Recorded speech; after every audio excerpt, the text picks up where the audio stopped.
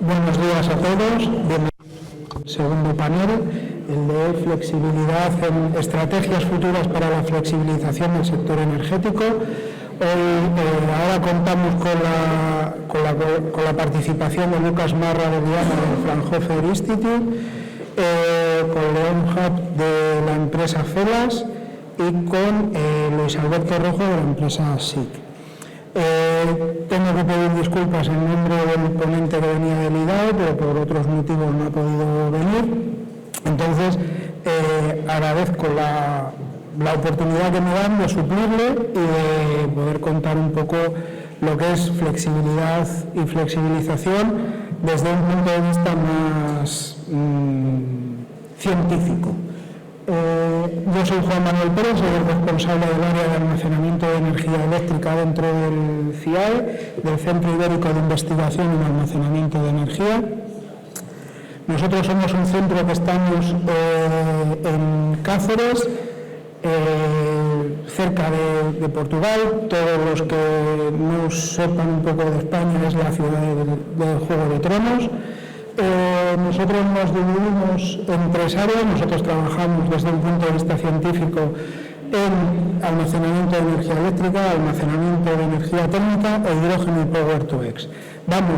Estudiamos desde la síntesis y caracterización de materiales, todo lo que es simulación atomística, CFDs, modelados, y luego una parte muy importante de BCA, de economía circular, transversal a todos los sistemas, de análisis de sistemas energéticos y de regulación. Transversalmente a todas las líneas de investigación hay 5 plantas piloto de muy alto TRL, es decir, muy cerquita del mercado. Tenemos 5 plantas que son una de baterías de flujo de hasta 1 megavatio para testear baterías de flujo de hasta 1 megavatio. Tenemos una planta piloto para hacer hidrógeno y combustibles sintéticos, es decir, metanol y amoníaco. Una de almacenamiento térmico con sales fundidas y con PCMs, y luego una microgrid. Esta planta es un poco especial porque esta planta lo que es un emulador de red.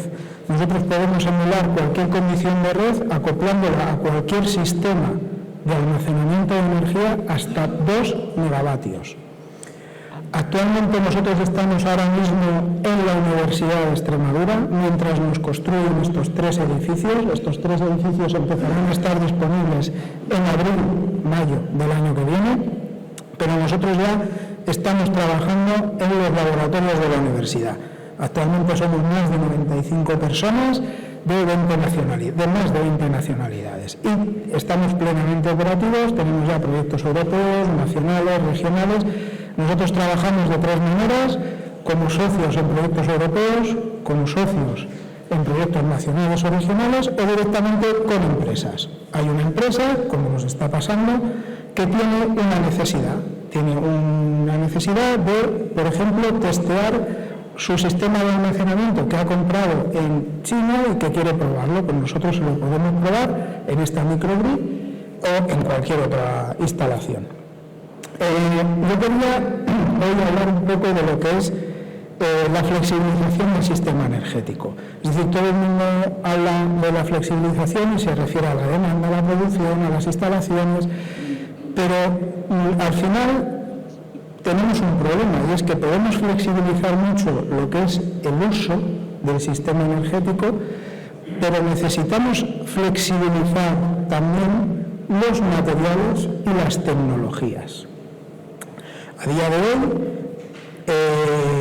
trabajamos con lo que tenemos, es decir, principalmente con baterías, pero necesitamos abrir ese campo. Y para abrir ese campo necesitamos que esto de la transición energética, que queremos hacerla, ¿cuándo? Pues queremos hacerla ya. El problema es que queremos pasar a tener una economía descarbonizada mañana mismo, basándonos en tecnologías que todavía no están plenamente probadas. ¿Cómo queremos hacerlo? Pues todavía no está muy claro, pero hay que hacerlo. Y eso está muy bien. ¿Por qué? Porque queremos dejar de depender de combustibles fósiles, lo cual la idea es maravillosa. ¿Por qué? Porque Europa deja de depender de terceros países, es decir, de Rusia, de los países árabes, intentamos depender de nosotros mismos. ¿Cómo? Empleando energías renovables, que todo el mundo tiene, porque quien no tiene sol tiene viento y quien no tiene las dos cosas. Pero claro, depender de energías renovables conlleva por imperiosa necesidad el uso de almacenamiento de energía. ¿Qué ocurre? Que claro, en el uso del almacenamiento de energía, ¿qué tenemos? Una dependencia de terceros países ahora mismo y una falta de soberanía energética, por lo tanto. Es decir, que nos estamos girando a tener lo mismo que era lo que estábamos teniendo. En este ámbito, con estas reglas es con las que trabajamos los centros de investigación para intentar revertir esta situación. Porque a día de hoy hay almacenamiento mecánico, hay almacenamiento por bombeo, pero el mercado está en baterías. Nos gusta bien y si no también. Y el mercado está en baterías. Desde mi área es lo mejor, pero el mercado está en baterías. ¿Por qué? Porque nos hemos visto que China nos lleva a la delantera por muchísimos años y hace un tiempo nos pusimos a ver que nosotros también queríamos hacer lo mismo. Este gráfico es de 2022. Yo creo que hoy en día poca gente se cree que vayamos a conseguir eso. ¿Por qué? Porque el mercado se está frenando y porque lo que todo el mundo preveía, que era que China se iba a estar esperando a que nosotros la cogiéramos, China ha cogido más velocidad y nos ha ganado, y nos sigue ganando. Entonces tendremos que cambiar algo, y el cambio solo viene por la investigación y el desarrollo. Entonces, ¿qué ocurre? Que si nosotros nos ponemos a investigar, nosotros nos tenemos que ceñir a nuestro marco europeo regulatorio. Hoy en día, trabajar con baterías implica trabajar bajo el reglamento, no directiva, reglamento, es decir, ya está en todos los países y en todos los países nos trata igual ese reglamento, no es una directiva. Y nos obliga a trabajar con baterías bajo estas condiciones y otras muchas más, como el pasaporte digital, la huella de carbono, que están muy bien. Es decir, que no es una crítica, que está muy bien tener que obligarnos a reciclar los materiales, porque reciclando materiales lo que conseguimos es soberanía sobre las materias primas. Es decir, ya tenemos esas materias primas, pero también tenemos que recuperar esos materiales y reintroducirlos. A día de hoy, muy poquitas empresas saben cómo van a conseguir que las baterías que se incorporen a partir del año 2031 tengan esos contenidos de materias primas críticas en sus baterías. 2031, algunos se habrán jubilado, pero otros muchos no. Y no es tan lejano. Y hay que trabajar ya. Nosotros estamos trabajando en la recuperación de materias primas secundarias y la reintroducción, pero nos estamos encontrando con muchas empresas que todavía no les preocupa. Y eso es complicado. ¿Por qué? Porque al final lo que necesitamos es, primero, un marco para todos igual. En Europa ya lo tenemos, es maravilloso. En Europa todos competimos igual, pero con el resto del mundo no. Con el resto del mundo no. Antes lo han comentado. Es decir, no sales de las fronteras europeas y las leyes cambian. Y nosotros nos da igual. Nosotros tenemos buenas leyes, pero no hacemos que los demás cumplan con nuestras leyes. Entonces, luego tenemos lo heredado de siempre. Es mejor ver al de enfrente como la competencia que como la colaboración. Y eso también lo aplicamos nosotros los centros de investigación.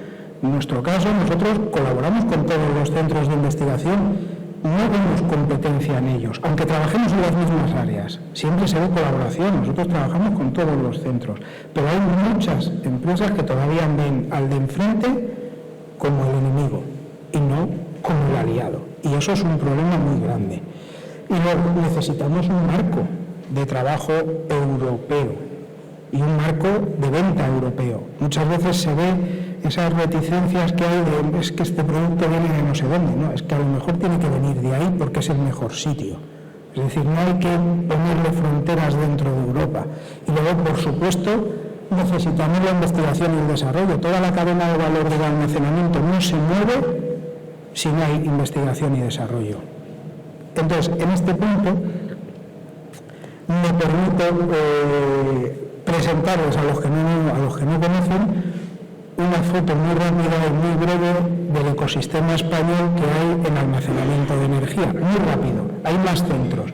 Pero bueno, nosotros tenemos estos que colaboramos con todos ellos y de verdad que encantados de colaborar con todas las empresas, tanto nosotros desde Extremadura como cualquier otro centro de investigación. Y con esto yo quería terminar mi presentación y voy a dar paso a Luis Alberto. Sí, creo que sí, es Luis Alberto, no, es a Lucas Marademiliana del Fraunhofer Institute. Awesome. Nur für den Leser. Dankeschön. Danke.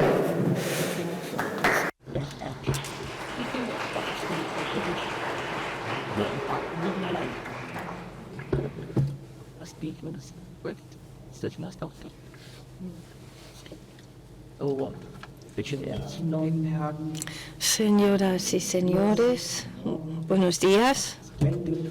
El tema que voy a tratar hoy es el sector de la electricidad en Alemania, su flexibilidad, el almacenamiento, y vamos a hablar también un poco de las tendencias y lo que queremos hacer en el futuro. ¿Quién soy yo? Me llamo Lucas. Aquí pone de Lima, pero yo no soy español, no tengo la lengua materna española.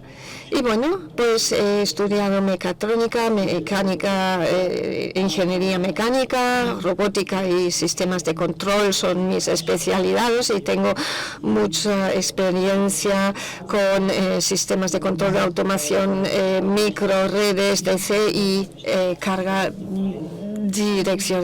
direccional, y además soy asociado científico del Instituto Fraunhofer IPA y también trabajo en la Universidad de Stuttgart en el Instituto para la Eficiencia Energética en la Producción. Y nosotros pues estamos trabajando tanto en el Fraunhofer como en la universidad y nos dedicamos a los mismos temas, y todos nuestros compañeros trabajan en ambos sectores. Y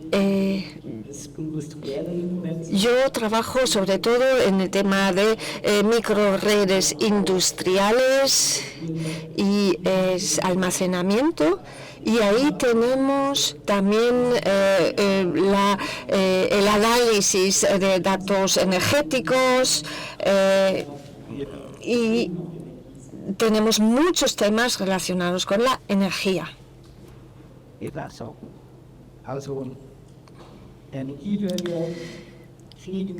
El cambio energético, la guerra en Ucrania, el cierre de centrales nucleares son situaciones que conllevan problemas, pero también muchos retos. Y no debemos pensar únicamente en los problemas, sino también en cómo solucionar todo. Dicho brevemente, hay dos temas principales que tienen que ver con esto y que son orientaciones principales, es decir, la eficiencia y la flexibilidad energética. Ya se ha mencionado en las anteriores ponencias, todo esto va hacia biomasa, hidrógeno y a la electrificación.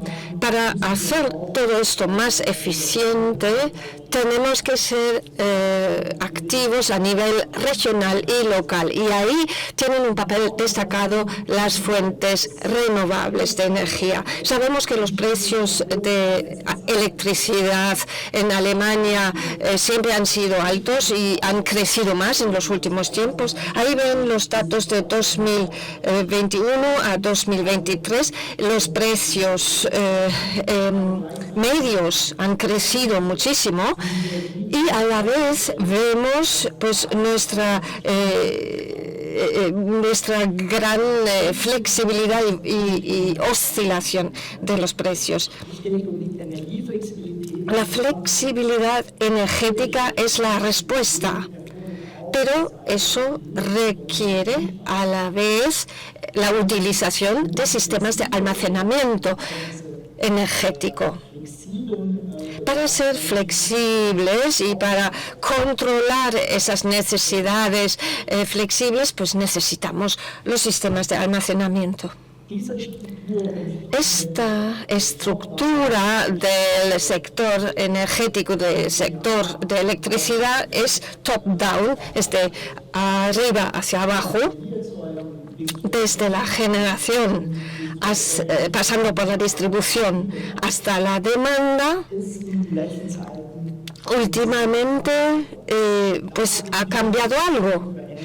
Había ya varios cambios y en la mayoría de los casos tienen que ver con la forma en que en Alemania y en Europa en general se genera la energía. Y bueno, pues también es una tendencia de futuro. La demanda energética siempre ha sido volátil, pero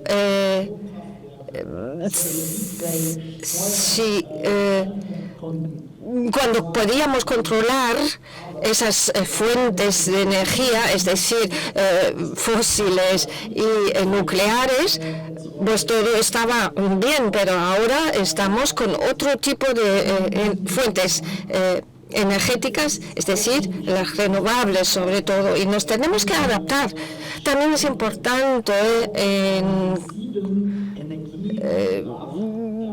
realmente adaptarse a una demanda fluctuante de la energía mediante los precios, por ejemplo, y ahí también tenemos que pensar en la utilización de los almacenamientos de energía.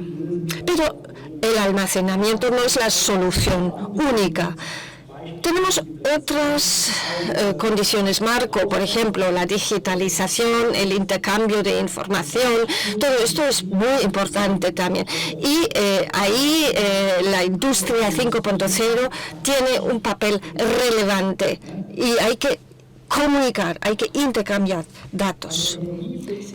La flexibilidad de la energía es finalmente esa capacidad de adaptarse de los sistemas energéticos, es decir, adaptarse a la demanda energética. En Alemania, sobre todo en las grandes empresas, estamos viendo que la demanda está siendo cada vez más flexible por la desviación de la carga, la reducción de la carga y el incremento de la carga. Todas estas medidas nos brindan muchos beneficios.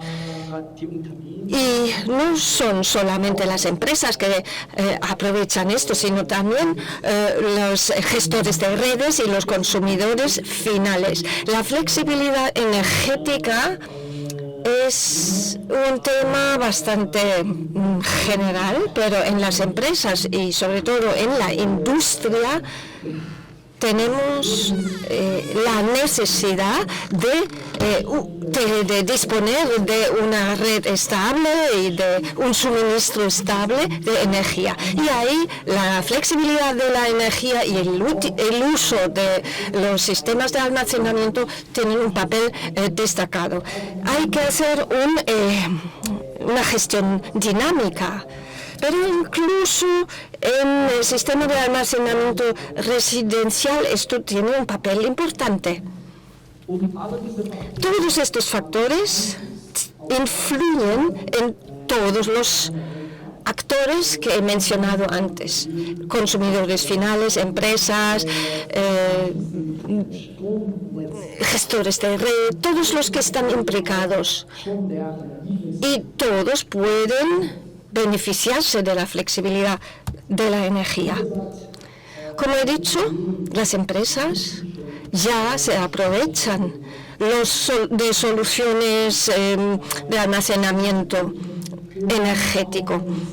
Y la tendencia es que en el futuro su uso va a aumentar. Y los hogares también están utilizando cada vez más el almacenamiento.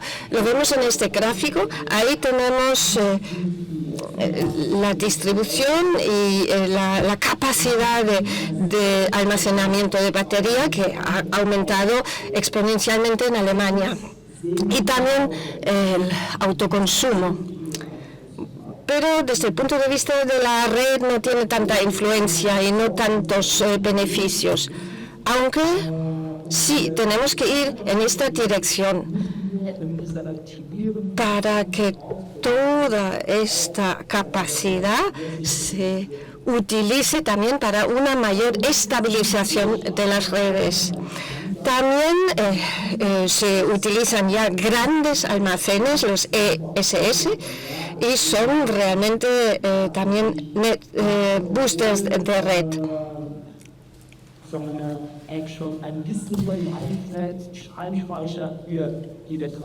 Bueno, pues ahí los sistemas de almacenamiento residencial pues están un poco influyendo, pero vamos, en azul marino oscuro ya vemos un poco la parte proporcional de los almacenamientos grandes, de gran tamaño.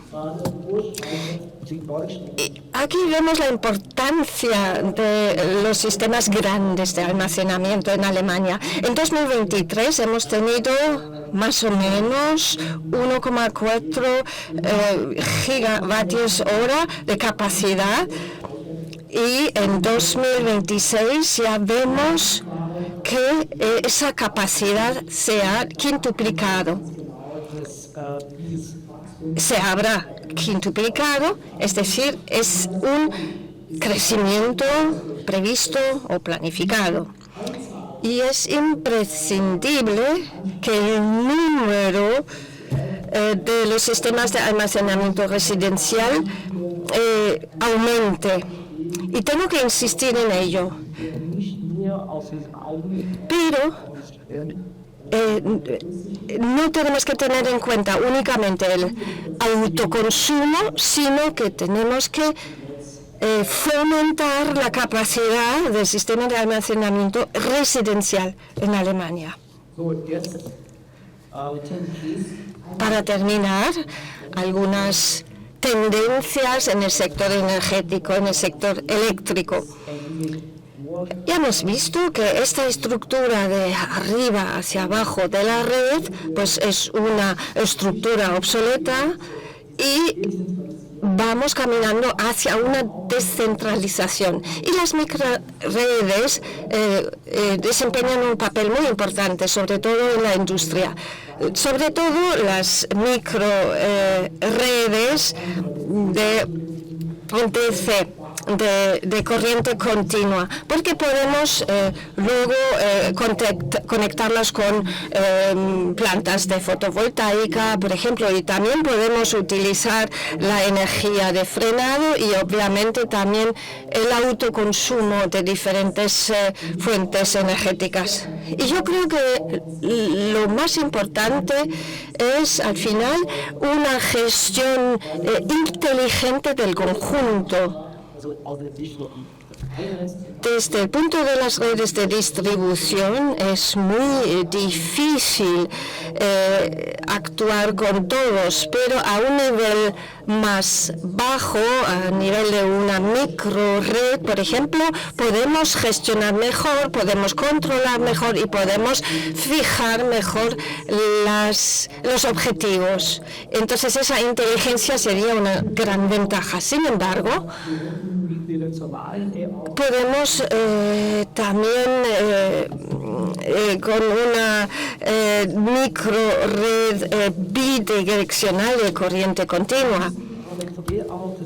Pero los coches eléctricos que van a venir, los coches eléctricos de Alemania y de Europa, pues no solamente van a suponer una carga para la red eléctrica, sino una gran oportunidad, porque podemos utilizar las capacidades provenientes de los vehículos. Aquí a la izquierda lo vemos. En 2023 tenemos más o menos 1 millón de vehículos eléctricos y en los próximos 14 años van a ser 32 millones. Y esto influye muchísimo en la red eléctrica en general.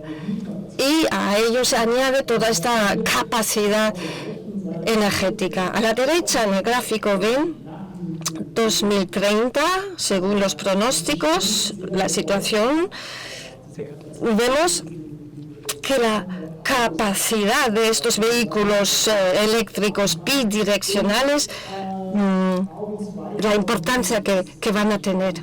En 2050, miren estas cifras, en comparación con otras tecnologías de almacenamiento y de baterías. Y podemos aprovecharlo. Sé que es un gran reto. No podemos solucionarlo todo de hoy para mañana, pero nosotros como investigadores tenemos que mirar hacia el futuro. Y no debemos obviar todos estos datos. Y para terminar, quiero hablar brevemente de un proyecto de investigación en el que estamos trabajando, que es la integración no solamente de redes de corriente continua, sino de otras redes de la industria, junto con vehículos eléctricos bidireccionales. Y ahí vemos muchísimos potenciales. Y si tenéis preguntas sobre este proyecto, pues estoy a vuestra disposición. Muchas gracias por vuestra atención.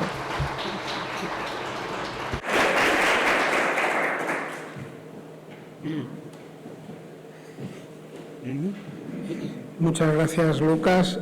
Doy paso a León Hart, que viene de la empresa Celas y es el director de desarrollo de negocio.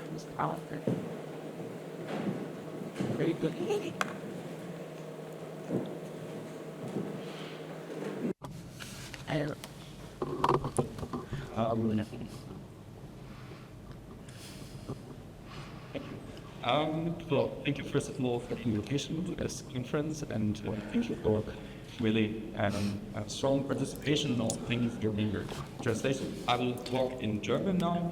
Ahora voy a hablar en alemán. He hecho, pues una pequeña introducción en inglés. La presentación está en inglés, pues si hay preguntas, háganlas. Es que se trata de hablar del potencial sobre el almacenamiento de larga duración.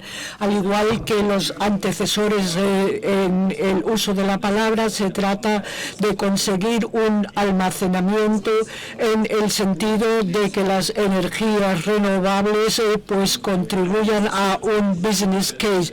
Y nosotros pensamos que es muy importante estar en estos momentos en el sector energético, pero voy a explicarle y voy a decirles cuál es el mapa. Nosotros en Filas hablamos de diferentes formas de almacenamientos. Los ven aquí. Aquí, por un lado, tenemos la duración, es decir, la capacidad de almacenaje, y en el eje X pues tenemos la potencia instalada. Vemos que diferenciamos entre almacenamientos estacionales, de corto plazo, de largo plazo. En Alemania a veces se mezclan todos estos conceptos, y por eso es muy importante diferenciar claramente. A la izquierda vemos, por ejemplo, los almacenamientos a corto, volantes de inercia, etcétera, pero arriba vemos pues los almacenamientos mecánicos a largo plazo. Podemos almacenar gran cantidad de energía a un precio muy ventajoso, más ventajoso que litio, y arriba del todo el hidrógeno, que tendrá un papel, digamos, fundamental en el futuro. Pero no necesitamos todas estas soluciones al mismo tiempo, y por eso contemplamos también la diferenciación en los tiempos.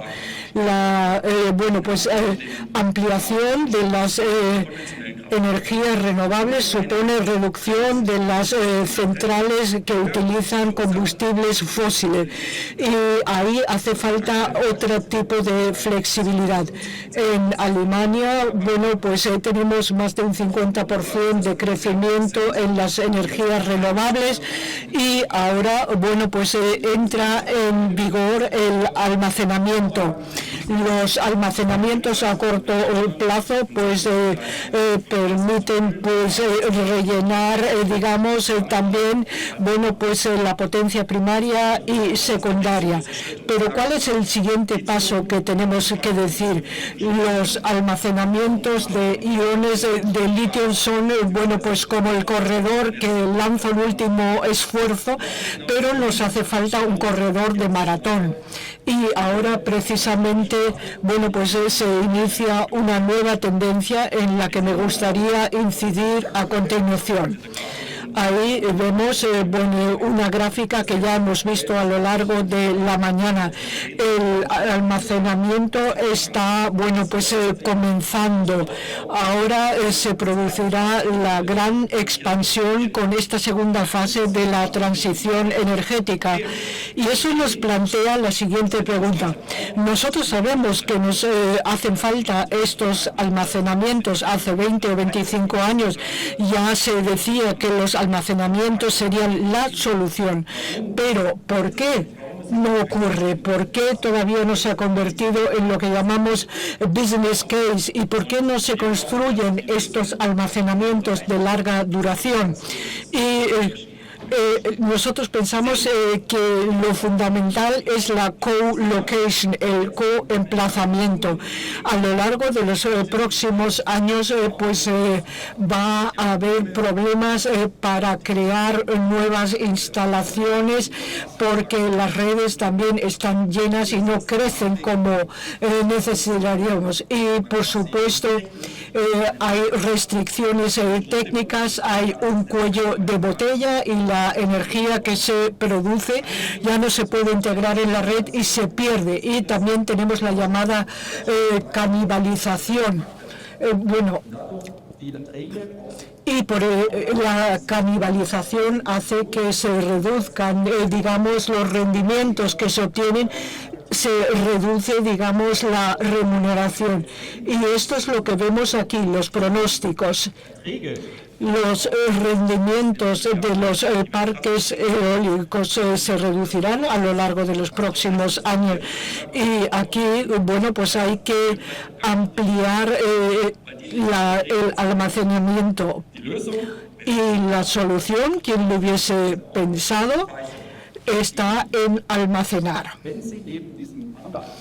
Porque si los almacenamientos están coemplazados, pueden almacenar la energía generada y son prácticamente una central que puede descargar en cualquier momento su electricidad, y ahí podemos reducir la tasa de captura en el mercado, y así se podría, digamos, obtener una remuneración bastante superior, y eso creo que es la solución por la que pero debemos entender por qué no apostamos en estos proyectos. Y aquí les he traído un proyecto que tenemos nosotros cuando hablamos con instaladores de fotovoltaica o de solar. Aquí tenemos un parque eólico, un parque solar, aquí un lugar potencial para un almacenamiento, la conexión de red. Y aquí tenemos un mercado de regulación primaria que en España no existe. Y ahí vemos el problema que no se integra el almacenamiento de energía desde un inicio, se apuesta siempre por el standalone normalmente hay que integrarlo, y en Alemania hay conceptos en los que en las licitaciones de innovación ya se dice que un parque solar y un almacenamiento se consideran como un sistema integrado, no como dos sistemas.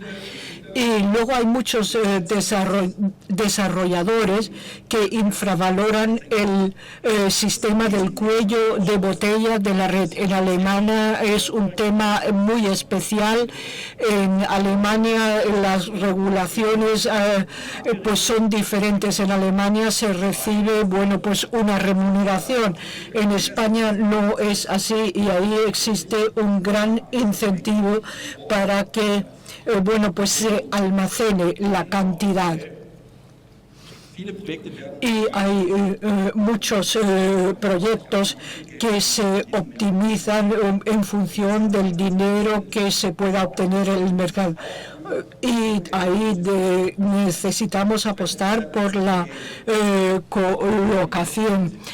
Ahí hay una serie de acuerdos que se están introduciendo en el mercado, y ahí se intenta conseguir una garantía de la inversión, y esto permite, digamos, garantizar la financiabilidad a largo plazo de estos proyectos. Y nosotros también vemos que se optimiza mucho, pero a pequeña escala. Hemos hablado de tendencias en almacenamiento, y tiene que haber una perspectiva de portfolio. ¿Cuántos almacenamientos de energía necesito, en qué lugar y qué condiciones hacen falta para mi inversión?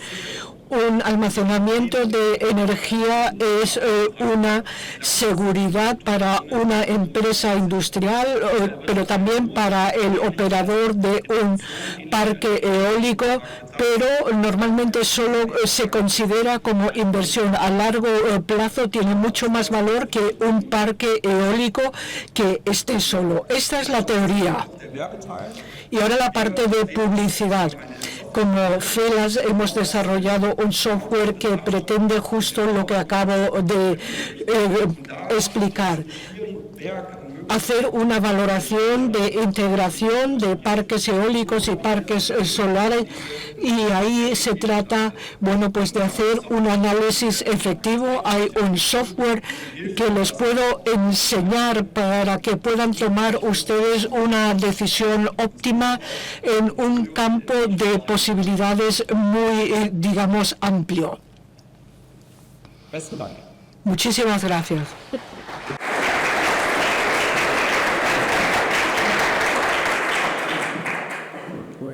Muchas gracias, León. Ahora doy paso a Luis Alberto Rojo, que es el responsable de mercado de la empresa ASIC.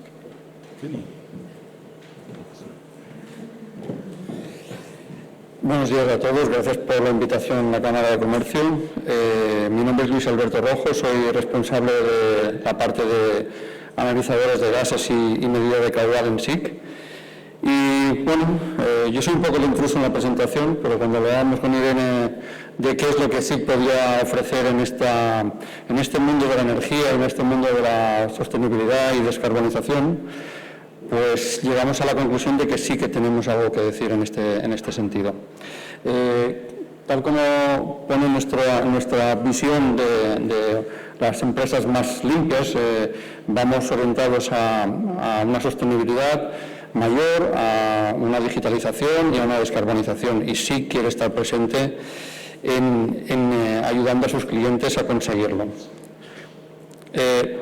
Hoy, cuando hemos oído a los diferentes ponentes, hemos escuchado que los clientes, los consumidores de energía, necesitan soluciones nuevas, bajas en carbono, necesitan energías más limpias, cambiar de combustibles, flexibilizar, almacenar, y ahí nos hemos dejado un elemento que, digamos, es importante en el sector energético, que son los gases, tanto gases, digamos, como hay ahora gas natural, como gases renovables, como los próximos vectores energéticos.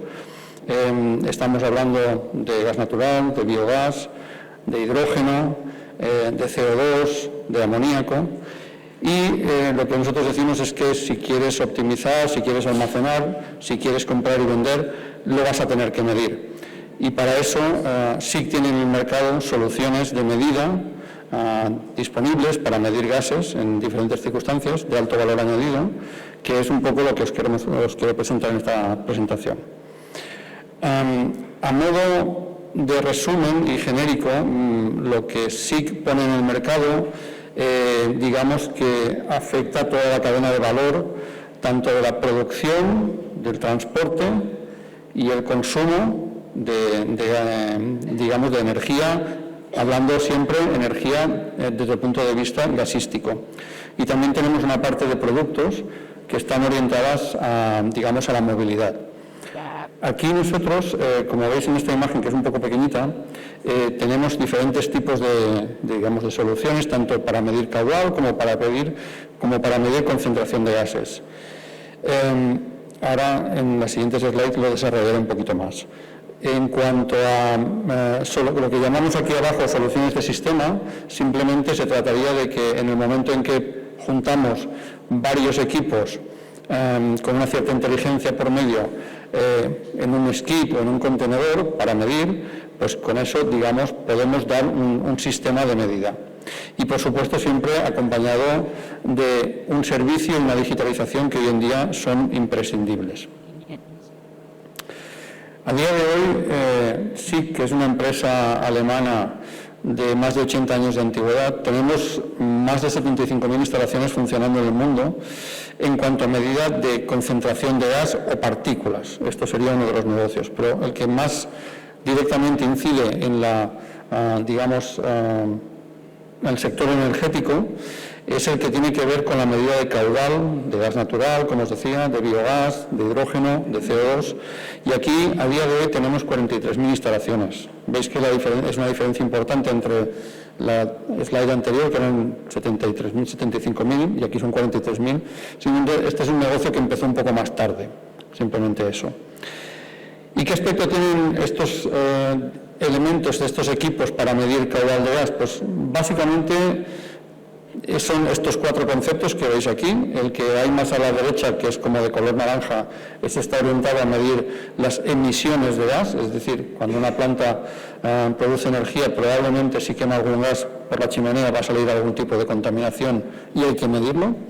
Y luego los otros tres más en el centro de la izquierda son para medir en alta presión, media presión y baja presión, por decirlo de alguna forma resumida. Nosotros con este tipo de, digamos, medidores, que son de tipo ultrasónico, podemos dar medidas que se llaman fiscal meters, con lo cual, si se pretende, digamos, contabilizar de alguna manera, estoy pensando un poco por el tema de la presentación, si tenemos un almacenaje, sea de gas natural o sea de otro tipo de gas, pues en algún momento alguien va a comprar, alguien va a vender, alguien va a meter gas en ese almacén, alguien lo va a sacar. Y luego, como decían aquí los compañeros, también el sector va muy orientado a la descentralización, es decir, va a ser cada vez más el caso en que los consumidores industriales no tengan una única fuente de energía, pueden tener electricidad, pero a lo mejor también se suministran gases para quemar en procesos térmicos, o a veces tienen que ellos mismos producen un gas que pueden venderle a la planta de al lado, con lo cual con este tipo de tecnología lo podrían medir y además sirve para facturar de un punto a otro de la cadena. ¿Qué es lo que a mí me parece más interesante de lo que SIC tiene ahora mismo en el portafolio? Pues un medidor de caudal para hidrógeno 100%, porque como hemos visto, aunque no va a ser el actor principal en el futuro, y aquí muchos de los ponentes han hablado de las baterías, sí que probablemente la diversificación del sector energético pase por una generación de hidrógeno. Tenemos el proyecto encima de la mesa, el H2Med, en el cual España y Portugal quieren fabricar hidrógeno para ponerlo en Europa a través de una nueva tubería que se está decidiendo cuándo y cómo se construye. Y eso quiere decir que, bueno, pues que alguien va a tener que comprar y vender ese hidrógeno, y en algunos puntos, sobre todo en las conexiones internacionales o en puntos, digamos, de especial importancia, habrá que medir ese caudal de gas hidrógeno que vamos a transportar por la tubería. Este equipo, como os decía, es de tipo ultrasónico, es un equipo que apenas genera pérdida de carga, tiene un rango muy amplio de medida comparado con otras tecnologías, está permanentemente autochequeado por sí mismo y además con acceso remoto en digital, con lo cual no solo damos un dato, sino que el cliente siempre sabe si ese dato es bueno o no es bueno, y tiene una función que a mí me parece muy interesante, y es que una de las cosas que se está barajando es transportar gas natural e hidrógeno mezclados. Entonces, el equipo ofrecerá a los clientes la función Gas Quality o calidad de gas, por la cual se podrá saber con una precisión cercana a la cromatografía y muy rápidamente qué proporción de ambos gases va en esa tubería. Con lo cual, en el momento de que se dé una burbuja de hidrógeno o que haya una pérdida de cualquiera de los dos componentes, lo podremos llegar a saber y a tomar acciones en consecuencia. Y luego, algo que a mí me parece importante es que es un equipo que puede manejar altas velocidades de gas en la tubería, que a los que son, digamos, ignorantes en este tema, dirán, ¿y esto para qué sirve? Bueno, pues digamos que las tuberías de transporte normalmente trabajan a velocidades de 20 o 30 metros por segundo por cuestiones de consumos energéticos, de abrasión, de pérdidas de carga, pero el hidrógeno tiene menos capacidad calorífica que el gas natural y tendremos que transportar mucho más hidrógeno que gas natural para poder dar, digamos, solución a las necesidades de los clientes. Transportar más hidrógeno por el mismo tamaño de tubería, por lo general, nos llevará a velocidades muy altas, y eso es un reto tecnológico que SIC ya lo tiene, digamos, asimilado en su nuevo producto. No me voy a entretener excesivamente en las características técnicas, las tenéis a disposición en la presentación. Empezaremos en un diámetro de 4 pulgadas, podemos trabajar hasta 100 bares y con una exactitud más o menos del 0,5%. Estamos pendientes de que se publiquen las normas, porque esto lo hemos visto que falta regulación y estamos muy, digamos, a la expectativa de que se genere normativa europea en cuanto a calidad de estas mediciones, pero bueno, sí que ha trabajado y ha hecho sus deberes y está, digamos, en contacto con los principales laboratorios para dar, digamos, la mejor exactitud que en este momento es posible, y si en un futuro pues la normativa exigiera algo más, pues bueno, siempre se puede hacer alguna adaptación o poner más número de haces o cambiar un poco el diseño. Y por último, antes de acabar, tenemos también tecnología disponible para medir CO2, porque como se ha visto aquí, pues probablemente el precio de la tonelada de CO2 emitida va a ir variando y va a ir aumentando como lo ha hecho en los últimos años, y para incentivar que los clientes, digamos, piensen en diversificar sus fuentes energéticas hacia fuentes más sostenibles y menos contaminantes, pues muy probablemente tendrán que haber, digamos, al lado de las plantas, sistemas de captura, utilización y almacenamiento de carbono. Ya se están viendo algunos proyectos en Europa, no demasiados, esto sabemos que lleva su tiempo, y en España algunos de los grandes productores o emisores de CO2 están ya trabajando en plantas piloto y en proyectos de gran alcance con captura de carbono. Bueno, simplemente la misma tecnología con otra parametrización, con otra tipo de transductores dentro, puede servir para medir CO2. Y por último, antes de despedirme, os quiero dejar un dato, y es que en la red de gas natural que hay en Europa y en Norteamérica, cada metro cúbico que ha circulado por allí, por lo menos ha pasado una vez por un medidor de SIC. Muchas gracias.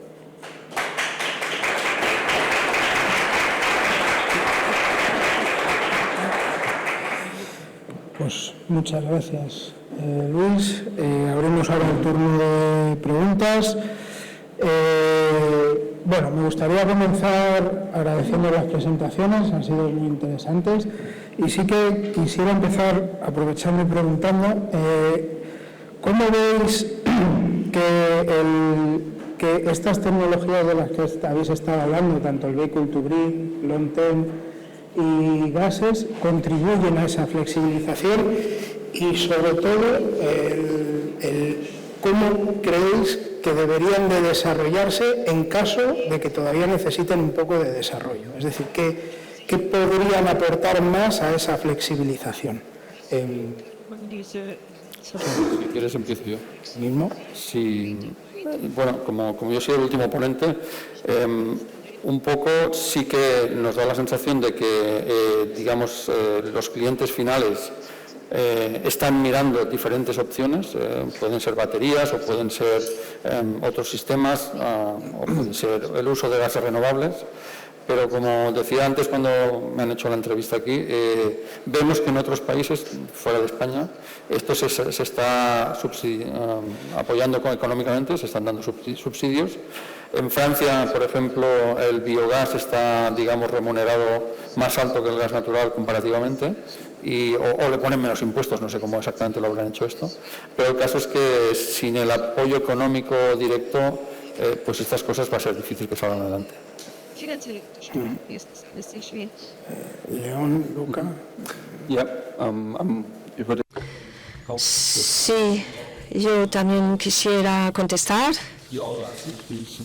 Y yo también, creo que hay que crear incentivos, o mejor dicho, un marco regulatorio para dar cierta seguridad a las industrias y a los desarrolladores. Pero por otro lado ya existen soluciones en el mercado y las empresas aún no se lanzan porque en el marco normativo faltan estos incentivos y la perspectiva de beneficios futuros. Es decir, que hay que introducir esa perspectiva de largo plazo. El mercado hace 20 años era muy diferente. Nadie sabe cómo va a ser exactamente dentro de 20 o 30 años, pero todo tiene que tener esa perspectiva. Se hacen inversiones, se tienen que hacer inversiones con vistas a 20 o 30 años y hay que dar una seguridad. Da stimme ich komplett zu. Sí que estoy de acuerdo.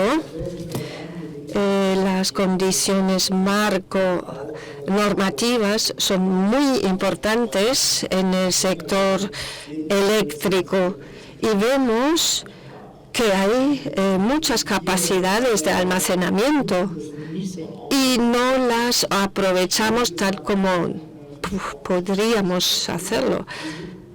Hay un buen autoconsumo, eso sí, pero tenemos que sacar más beneficio de ello con diferentes sistemas.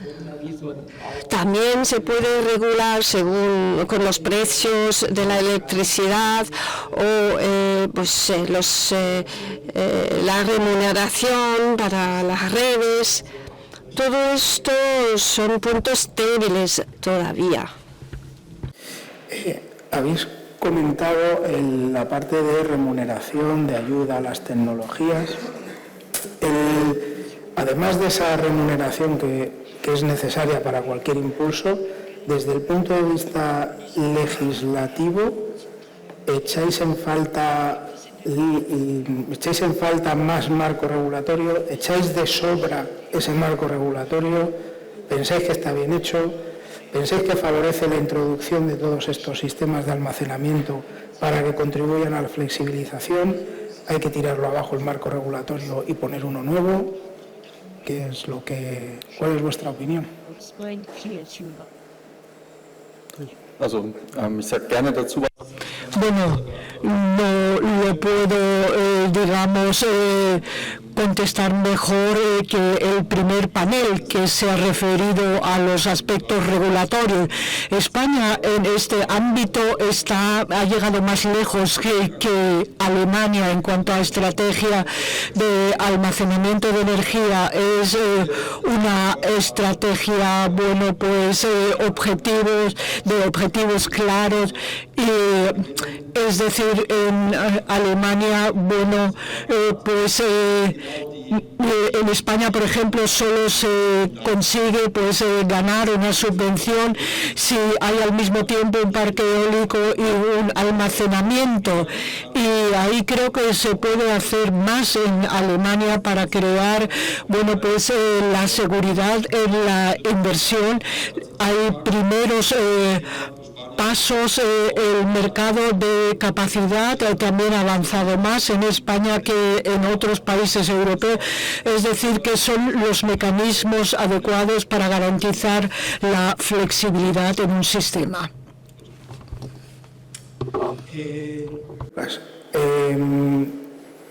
En cuanto a la parte de almacenamiento o almacenamiento más a gran escala, ¿cuál es la que crees que va a prevalecer o que va a imponerse en los próximos años?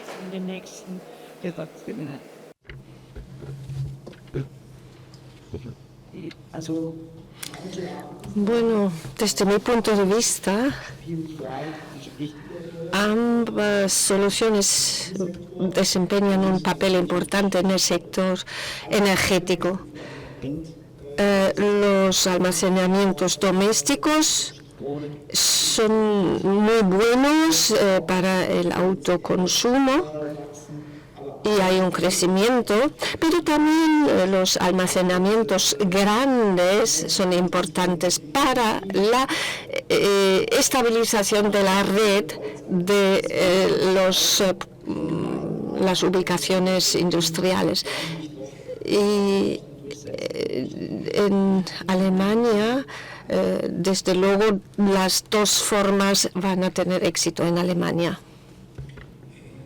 Luis, los gases, ¿qué importancia van a tener estos gases renovables en un futuro corto y largo?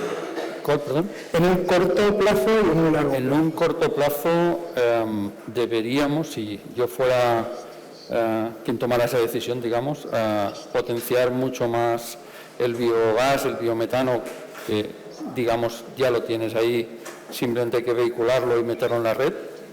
Y en el largo plazo, realmente, como decían los compañeros, es difícil de decir, no tenemos esa bola de cristal. Se habla mucho del hidrógeno y se ha puesto ya encima de la mesa el H2Med. Se habla también de empresas que van a hacer fuel sintético, gente que está trabajando con amoníaco como, digamos, producto para transportar ese hidrógeno y luego, digamos, extraerlo y quemarlo. Así que yo pienso que va a ser un mix, pero que no sé cuál va a ser el más importante, el predominante de momento. No sé si hay alguna pregunta. Una vez roto el hielo. Desde el punto de vista tecnológico, ¿qué pensáis que le faltan a estas tecnologías que habéis estado comentando, tanto a los gases como la parte de vehicle to grid? ¿Hace falta más desarrollo tecnológico ahí? ¿O qué es lo que veis que todavía no está bien pulido?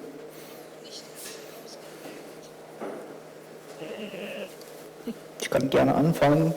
Also bezüglich Vehicle to Grid, technische Lösungen haben wir schon, Pilotanlagen wird schon mal gebaut. Allerdings, es wird auch Normen und Standards. Jeder macht sein eigenes Ding sozusagen und arbeitet in Unternehmen. Und irgendwann müssen alle diese Systeme kommunizieren. Wie schon mal gesagt, wir gehen Richtung Dezentralisierung. Und wenn die nicht mit sich kommunizieren können, wird es schwierig. Und all diese Normen sollen mal kommen, jetzt bezüglich auch der Geräte.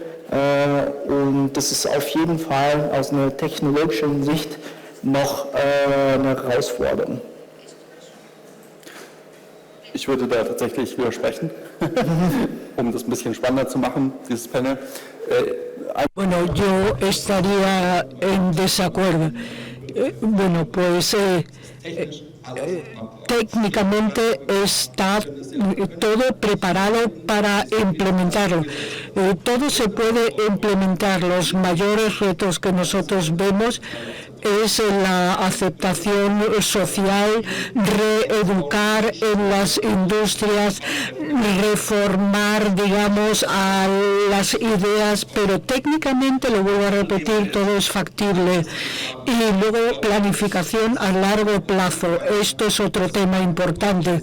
Es una de las razones por la que en China, por ejemplo, hay una serie de proyectos que siempre se hacen muy a largo plazo, se invierte a largo plazo, y eso es lo correcto. Eso, bueno, pues supone un enorme volumen de inversiones en estos momentos, pero nosotros siempre pensamos a corto plazo, en análisis a corto plazo siempre, bueno, pues derivamos del statu quo, y nosotros no decimos queremos llegar en 2050 hasta allá y tenemos que, bueno, pues planificar los objetivos. Nosotros lo hacemos de otra forma y me da la impresión de que esto tiene que cambiar para que podamos avanzar con mayor rapidez.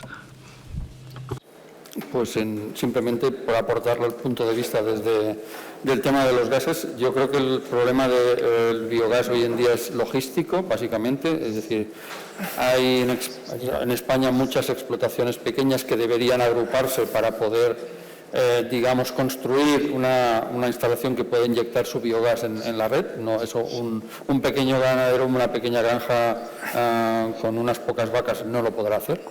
Y en el tema del hidrógeno, por lo que dicen los más expertos, yo soy un aprendiz, falta capacidad de electrolizadores de gran tamaño.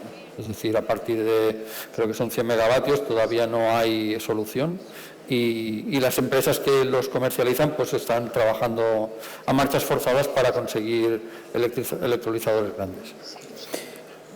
No sé si hay alguna pregunta. Sí, adelante.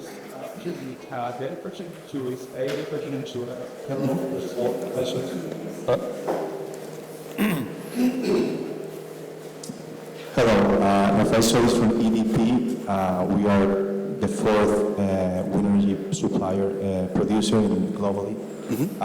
Nowadays also developing in Germany. And I had a question for Leon, because we're actually hybridizing projects already, so mixing wind and solar energy in different locations. We construct the first one in Portugal, then also the first one in Spain, and we have also projects in Poland, and other markets should follow.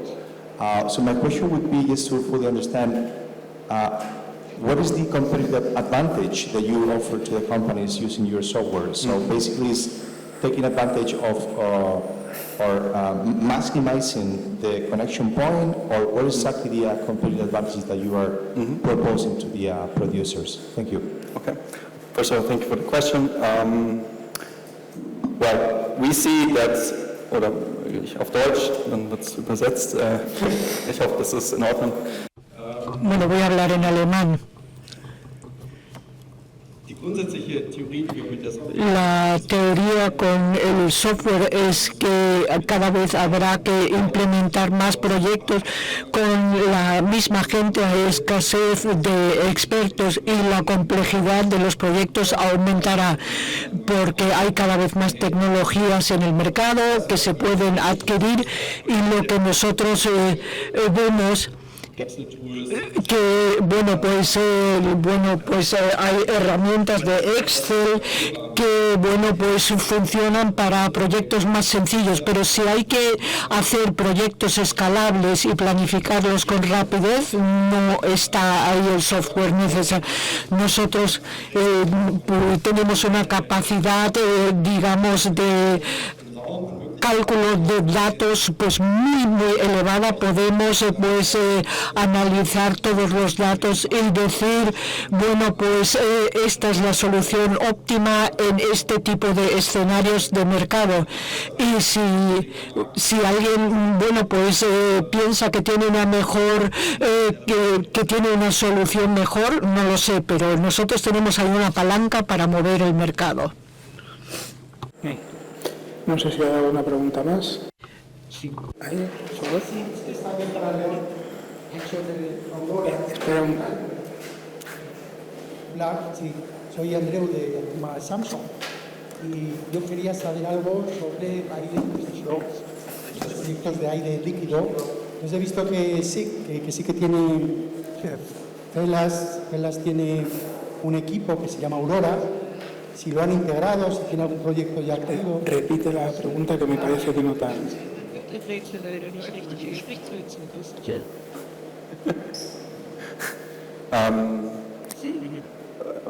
Would be someone so nice and repeat the question because... No. Okay. Bueno, la pregunta es, se ha hablado de software, pero también he visto que está el sistema Aurora, de almacenamiento en aire líquido y quería saber si hay algún proyecto ya hecho, si hay experiencia, porque sí que recibimos alguna vez algún proyecto grande desde Inglaterra de aire líquido, tampoco se acabó de hacer con TSK, una empresa española, pero sí que he visto que tenéis un desarrollo interesante. ¿Hay experiencia? ¿Ahí está ya en uso?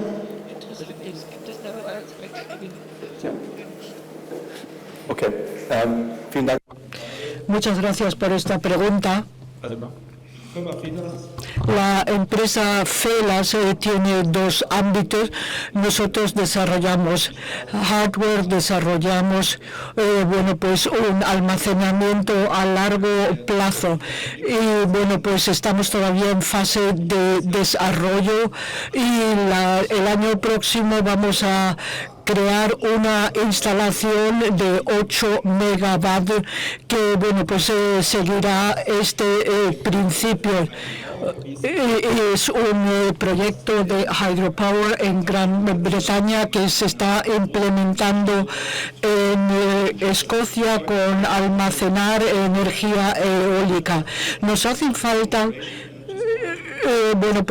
long duration energy storages para poder acaparar, absorber grandes cantidades de energía en los días que hay mucho viento y tenerlo almacenado. Nosotros pensamos que es uno de los elementos importantes. En Gran Bretaña ya hay un marco interesante para esos sistemas y por eso ahí ya se han implementado, estos proyectos y volvemos a que necesitamos el correspondiente mercado. Nosotros pensamos que cuando el tiempo, haya madurado, podamos presentar a Aurora en el mercado. No sé si hay más preguntas. Yo me gustaría terminar con preguntándonos acerca de un tema que a nosotros nos ha chocado mucho últimamente, que es la contestación social a todas estas tecnologías nuevas. ¿Estáis percibiendo una contestación social, es decir, un rechazo tanto al vehicle to grid, de decir, oye, yo tengo mi coche y yo no quiero dar electricidad a nadie, que el coche es mío, o las de larga duración, de decir, oye, es que ocupan mucho espacio y destrozan el medio ambiente, o los gases que son súper peligrosos. ¿Estáis recibiendo mucha contestación en ese sentido? ¿O estáis percibiendo que se esté incrementando esa contestación?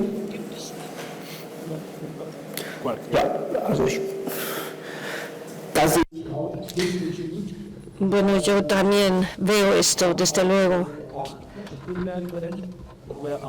Y usted ha hablado de un ejemplo, pero también en Vehicle to Grid lo vemos. Yo, como conductor de un coche eléctrico, no veo que mi batería se gasta rápido. Y ahí también hay mucha discriminación. Y no es fácil crear aceptación. Bueno, vendrá con el tiempo. Leo lo ha mencionado, desde el punto de vista técnico y tecnológico, todo es posible, todo es bonito, pero llevarlo a la práctica es otra cosa, porque ya hay este tipo de contestación social. Y hay una discriminación y para superar este rechazo, pues todos los actores tienen que colaborar. No será un actor que pueda contrarrestar esta tendencia. Mein Punkt war bisher auch schon, Yo también pienso que la aceptación social es el mayor reto en un sistema democrático. Y yo creo que también es un poco la idea de, crear pánico. Vemos que los proyectos eólicos cuentan con mucha resistencia y rechazo en Alemania. Y es evidentemente una gran tecnología que tenemos. Y por ejemplo, los almacenamientos de litio, iones, la gente está en contra y desde luego la gente está en contra, pero llevan una batería de este tipo en su bolsillo. Y yo creo que tenemos que preguntarnos de qué estamos hablando, qué es lo que nos importa. La participación cívica en los proyectos siempre son un factor de éxito para que la gente realmente apoye este tipo de tecnologías. En el tema de los gases, realmente el que ahora más está en la prensa, que es el hidrógeno verde, pues yo diría que curiosamente es un concepto que se vende muy bien. Porque realmente cuando la gente piensa que combustionar hidrógeno con oxígeno produce agua, pues a todo el mundo le parece maravilloso esto. Entonces, es más el rechazo que te encuentras a nivel igual a instaladores industriales que saben pues los peligros que puede tener manejar hidrógeno a presión en una instalación, pero así a nivel, digamos, social de la población, yo no detecto un rechazo en cuanto al manejo de gases renovables. Pues no sé si hay alguna pregunta más. Pues yo damos por concluida esta parte y dejo muchas gracias a los tres.